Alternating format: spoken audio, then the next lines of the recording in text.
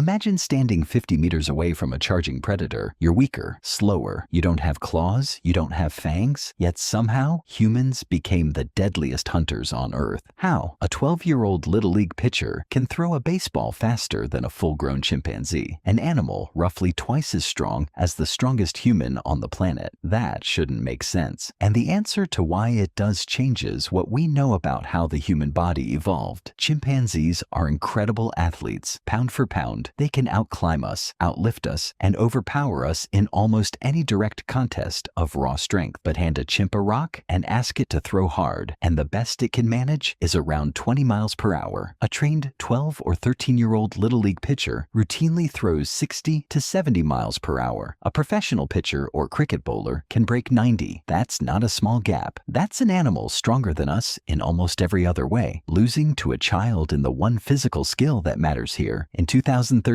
a team led by researcher Neil Roach at Harvard set out to figure out why. Their study, published in the journal Nature, used motion capture technology, the same kind used to animate video game characters, to record collegiate baseball players throwing at full speed. What they found was that human throwing doesn't actually come from arm strength at all. It comes from the shoulder acting like a slingshot. Here's how it works. When you cock your arm back before a throw, you're not just winding up for momentum. You're stretching the tendons and ligaments crossing your shoulder joint, storing elastic energy in them the same way pulling back a slingshot stores energy in the rubber band. When you release, that stored energy snaps the arm forward, adding speed on top of whatever your muscles alone could produce. Roach's team measured just how fast this mechanism moves the arm. It's the single fastest motion the human body can produce, reaching rotational speeds of up to 9,000 degrees per second in a professional pitcher's arm. For comparison, that's fast enough to complete a full 360-degree spin in less time than it takes to blink. But here's the strange part. Chimpanzees, despite their strength, simply don't have the anatomy to do this. Scientists believe this ability may have changed the entire course of human evolution, and Roach's team pinpointed exactly which anatomical features make it possible for us. And when they first showed up in the fossil record, three specific changes had to happen together. First, a narrower waist relative to the hips, which lets the torso rotate independently and generate extra rotational force. Second, shoulders positioned lower and further apart on the torso than they are in chimpanzees, which changes the geometry enough to allow that slingshot-style energy storage. Third, and this one is subtle, a twist in the humerus, the upper arm bone itself, which rotates the joint into a position that lets the arm cock back further before releasing. According to Roach's research, all three of these features first appear together in the fossil record in Homo erectus, roughly 2 million years ago. That's not a coincidence in timing. Homo erectus is also the species where we start seeing a real intensification of hunting in the archaeological record. More animal bones at campsites, more evidence of large game being taken down. Charles Darwin himself noted, over a century before this study, that bipedalism, walking upright, freed the arms from the work of climbing and walking, which he speculated might be connected to our throwing ability. Roach's research gave that old idea hard anatomical proof. The archaeological record backs this up in a striking way. At a site called Kathupan in South Africa, researchers found stone spear tips dated to roughly 500,000 years ago, some of the oldest hunting weapons ever discovered. But those were close-range weapons, jabbed or thrown from just a few feet away, not the long-distance javelins that came later. The real leap came later. At a site in Ethiopia called Gadimota, archaeologists found stone-tipped javelins showing microscopic fracture patterns that only form on impact at high velocity, patterns that don't appear on spears used for stabbing. Those javelins are at least 279,000 years old, meaning our ancestors, or a very close relative of ours, were already hurling weapons hard enough to kill from a distance before our own species, Homo sapiens, had even fully evolved. Think about what that actually means for survival. A spear or a rock thrown at high speed lets a human bring down prey far larger and more dangerous than anything they could safely fight up close. It lets a group defend against a predator without anyone needing to get within claw or tooth range. Researchers studying the physics of projectile hunting have pointed out the core advantage plainly. Throwing weapons let early humans hunt a wider range of animals while dramatically reducing the number of close, dangerous confrontations with prey that could easily kill them in return. A wounded buffalo shadow or a cornered big cat is lethal up close. From 30 feet away, with a sharpened point moving at speed, the odds flip entirely in the thrower's favor. That single advantage turned a weaker, slower animal into one of the most dangerous hunters on the plains. Without a single physical advantage in strength or speed, the advantage was never in the muscle. It was in the geometry, evolved over roughly 2 million years, of exactly how the arm cocks back and releases. And that mechanism never left us. It's still sitting in your shoulder right now, whether you've ever picked up a baseball or not. Every time a quarterback throws a touchdown pass, every time a cricket bowler releases the ball at 90 miles an hour, every time a kid skips a stone across a lake, they're using a piece of anatomy that first appeared in a hominin species that hasn't existed for nearly 2 million years, built for exactly one purpose: hitting something hard from a distance without ever having to get close enough to risk a fight. It's also worth noticing what this ability cost us. That same Harvard research team pointed out that the human shoulder pays a real price for this power. The same elastic loading that lets you throw so fast puts enormous strain on the joint, which is part of why pitchers, even elite professional ones, are so prone to serious shoulder and elbow injuries. We essentially traded long-term joint durability for one of the most devastating short-range weapons in the animal kingdom, a trade our ancestors' survival clearly made worthwhile. We didn't outmuscle the animal kingdom, we out-engineered it, one shoulder joint at a time, and we've been living with both the advantage and the cost of that trade ever since.